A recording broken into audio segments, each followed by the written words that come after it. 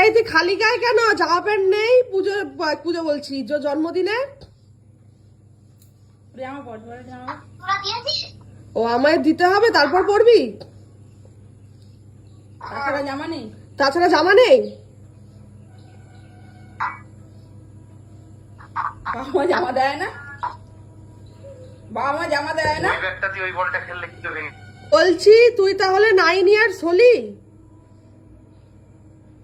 তাহলে